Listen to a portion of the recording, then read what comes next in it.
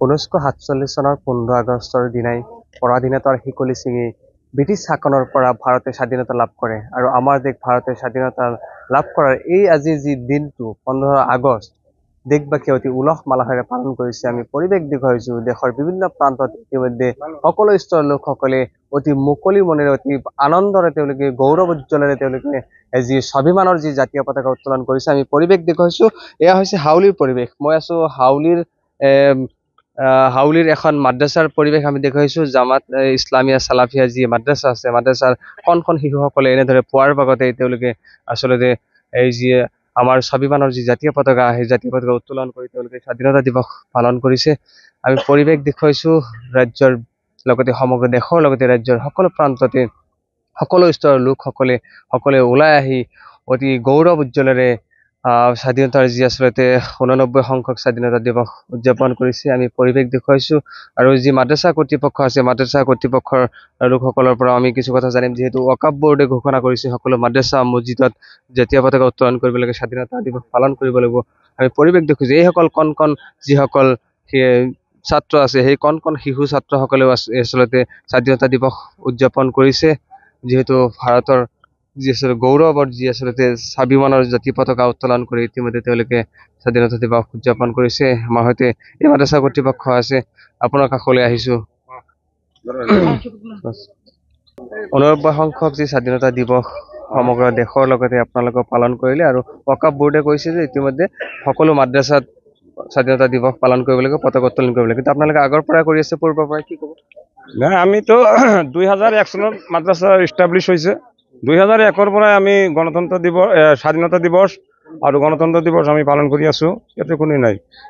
এইটো ক'বলৈ কথা নহয়, এইটো কৰিবই লাগিব। অনুষ্ঠান, যিকোনো অফিচ ভাৰতৰ সকলোৱে স্বাধীনতা দিৱস গণতন্ত্ৰ দিৱস পালন কৰে। এইটো ৰাষ্ট্ৰীয় দিৱস।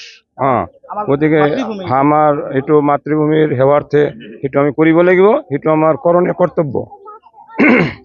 কি ক'ব আপুনি? কি ক'ব? আপোনালোকে চালে দেখিলে আমাৰ তাত ছোৱালী শাখাত ছোৱালীবিলাকে কিমান উলহ মালহেৰে, আমাৰ ল'ৰাবিলাকে কিমান উলহ মালহেৰে আজি এই দিৱস উদযাপন কৰিলে বা কৰি আছে। আমি দুদিন আগৰ পৰাই আমি খেল ধেমালি, বক্তৃতা, কুইজ প্ৰতিযোগিতা এইবিলাক কৰিয়ে আছোঁ আৰু কালিও কৰিম আৰু দুদিন পিছত আমি প্ৰাইজ বিতৰণ কৰিম। আৰু আজি এইটো ক'বলগীয়া কথা, আমি আগৰ পৰাই আমাৰ পূৰ্বপুৰুষ এই দেশৰ কাৰণে নিজৰ শ্বহীদ হৈ গৈছে আৰু আমি সকলো দেশৰ কাৰণে যিবিলাক আমাৰ ফৌজ আছে, আমাৰ আৰ্মি CRP আছে, পুলিচ আছে, দেশৰ সেৱা কৰি আছে, তেওঁলোকক চেলুট জনাওঁ। আমাৰ এই ল'ৰা ছোৱালীক আমি শিক্ষা দিওঁ যে এই দেশৰ কাৰণে নিজৰ জান শেষ কৰি দিব পাৰিম, আমি শেষ কৰিম আৰু আমাৰ পূৰ্বপুৰুষ কৰিছে।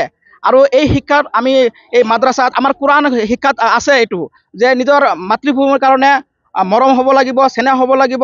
এই দেশৰ কাৰণে মাতৃভূমিৰ কাৰণে নিজৰ জানো শ্বহীদ কৰি দিব লগা হয় যদি দিব লাগিব।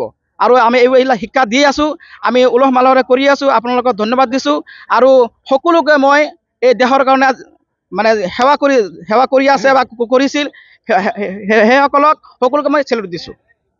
পৰিৱেশ দেখুওৱা হৈছে যি হাউলিৰ সমীপৰ ইটাৰ ভিতৰত এখন মাদ্ৰাছাৰ পৰিৱেশ।